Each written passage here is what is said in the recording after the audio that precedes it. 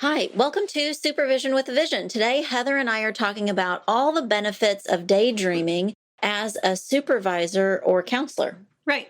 So, Heather, this week we read 5 Reasons You Should Never Stop Daydreaming, published in Psychology Today 2021.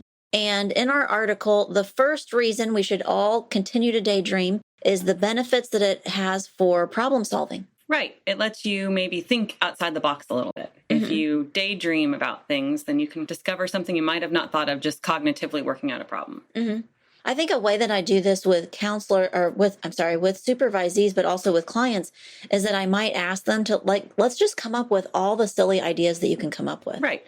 Different things that you think I'll never do that, but it's just an option. Brainstorming. I have a dry erase board I use in my office, and just if they can't get started, I just start writing on it and hand it to them. Now your turn, write some on. Just think of all the different ideas. Do you ever use that with supervisees? I have, yeah. Oh, fun. I like that idea. For yourself, have you ever had any good solutions come from daydreaming? I think so. I think sometimes when I'm not thinking clinically, and it usually happens not in my office. Like I might be at home doing something and I'm thinking about a client situation or a supervisee, and I'm like, oh, this other thing will come to me because I'm not in that clinical mindset. Like you changed your environment so you didn't know that you felt this, but you felt more free to be flexible or come up with different ideas. I think this also connects to a lot of people talking about they do their best thinking when they're in the shower or when they're doing something kind of mindless, like it's an activity, and then all of a sudden they're spurred by. Yeah, I do that. I think in the shower, cooking, grocery shopping, cleaning. Those are all my, I got to think about something, so I'm cleaning something. I felt really bad about this. I think it was about a month ago. I went grocery shopping and I put headphones in and I was listening to music and getting everything I needed, and got all the way to the register to check out and realized I didn't have a mask on. Oh my. Because I was just in my own world, just doing and I thought. And no one tapped you and said, hey, lady. That's what I thought. How many people did I walk by? And I thought, I do this all the time, but I remembered that on an aisle, I'd pass someone with a kid in their cart, and I always smile at kids. So I even smiled at this person and waved for something probably, and thought, they didn't even stop me. Right. What's happening? Yeah. So I must have been really in a good daydream. Right. It's a good spot. Problem solving. I think I do this. I come up with fun new solutions when I'm just daydreaming. Heather, the second point in our article is that daydreaming can really help to motivate people to meet goals. Yes, I think when I start daydreaming, and this can be about anything, but I have some places that I write down ideas, like when I have an idea about an article I want to write or a book that I want to read or something like why or what prompted it. And I think sometimes when I just start that one little thing, it will spin my mind off into, and then what if this? And then what if this? And it gets me going down that track of being motivated for this goal. I've used this in supervision before when my supervisees feel very like they don't know which direction to go, when they're very greener, newer supervisees. And I think it helps them jump off into well, what if this?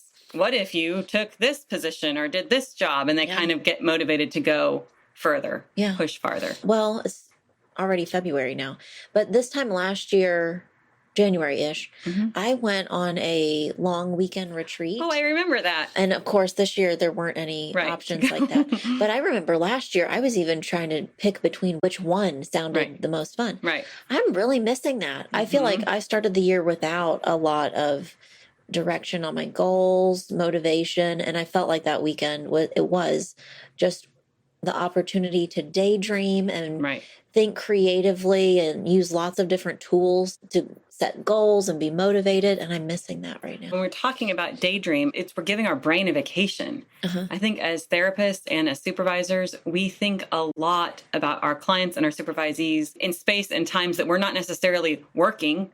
We're just thinking about it while we're driving or thinking about their times. And sometimes when we're away from our main clinical space is when we can be spurred by something else. It's something you see. Right. This year have started supervision as a group. Once a month, I'm having all my supervisees meet together.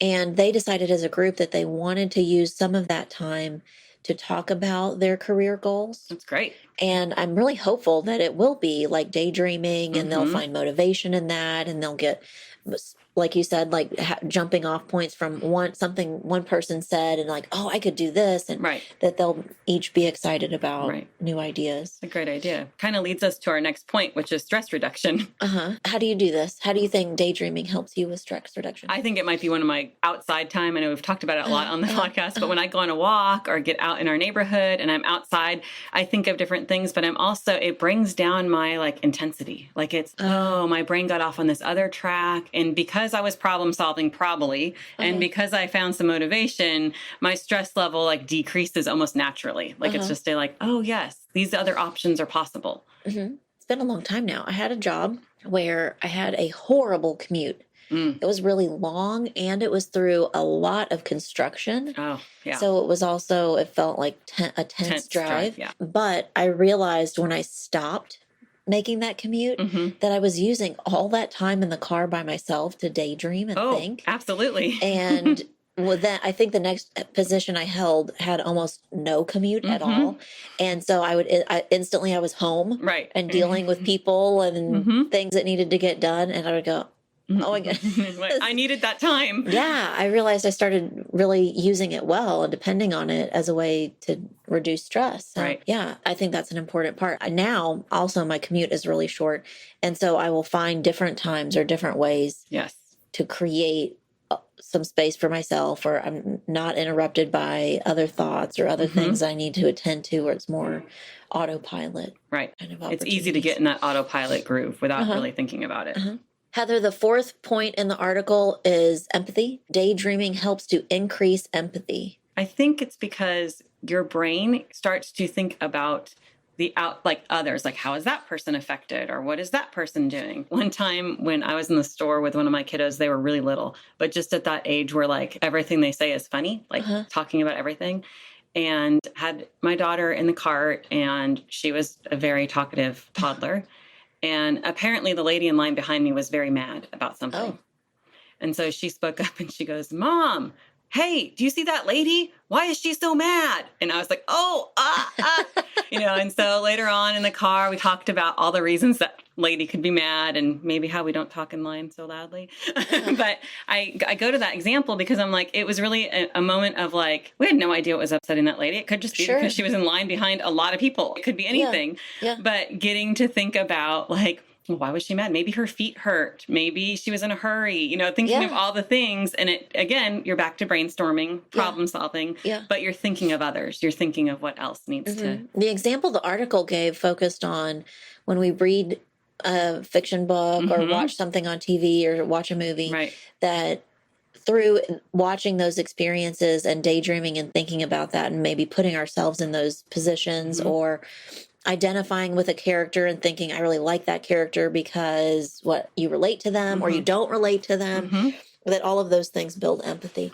That's actually a suggestion I make to parents sometimes when their child doesn't have a lot of empathy for other people, is that they watch something as a family and afterwards, you always talk about it a little bit anyway, but that you incorporate feelings words. Right. Like, how do you think that character was feeling at that moment? Or how would you have felt if you had been the main character and that happened to you? So I do think that's an opportunity. And it's a fun, playful way to build empathy. The final point in the article that we read this week was that daydreaming helps people to feel connected. Yes. I think when you are in that space, at least for me, when I go to that space, I might feel more connected because I relate, like you talked about with the show, or I relate to someone's story they've told. I'm like, oh yeah, I would have done the same thing, or whoa, I wouldn't have done that at all. But I think that lets us it builds connections at a level that aren't necessarily like real connections on the outside. It's letting you build that connection with how someone else handle the problem or how or how you imagined it could be. Recently, I think I was listening to a podcast about this, online dating. I never did any online dating. Me neither. So it feels foreign to me, but that now, given social distancing and COVID, that people who are trying to online date end up doing a lot of daydreaming more than their actual true interaction with the person. They've hyped it up. So and they're imagining it and picturing it. And in some ways it's a real benefit. And in some ways it's detrimental to maybe the possibility of their relationship together. But I think that counselors do that with their supervisees or their clients as well, that we're not with them all the time. We're only with them an hour a week, maybe. but that we imagine what it's like home is like for them, or what school is like for them, or their job. And in that way, we feel connected. Right. And I don't know, I think counselors, or I'm sorry, clients and supervisees do that to their absolutely. counselor or supervisor. Yes. That they have this imagination or daydream about what it's like, what they like to do. Right. And I think that these times that we're in with doing so many virtual sessions and we've gotten a little glimpse into their homes, it's like, it's good and it's different because it's like, oh, I didn't think that's what their house looked like. Or, oh, I didn't think that's such a good point. This week I had supervision. Usually I'm in my office, but I had a lot of things going on in my office and I decided to be at home. Right. And I did supervision for my kitchen. And so my supervisees could see the kitchen behind me, and someone said, "Oh, I have that mixer." Yeah. And then for just a second, we had this conversation about, well, what do you use your mixer for? And their reaction to that discussion made me think that's what we were doing. They had been daydreaming about, what does Sarah do in her kitchen? Right. And then to hear the things that I do or don't do, they went like, oh, there was a new side of me. Or new, yeah. Very good. So I think daydreaming is an important, powerful tool, and you can use it for problem solving, motivation, stress reduction, empathy, feeling connected to people. So, and right now, I think we've got more than the usual amount of time and opportunity to do a little daydreaming, so we could all benefit from that. Well, thanks for listening today to Supervision with a Vision.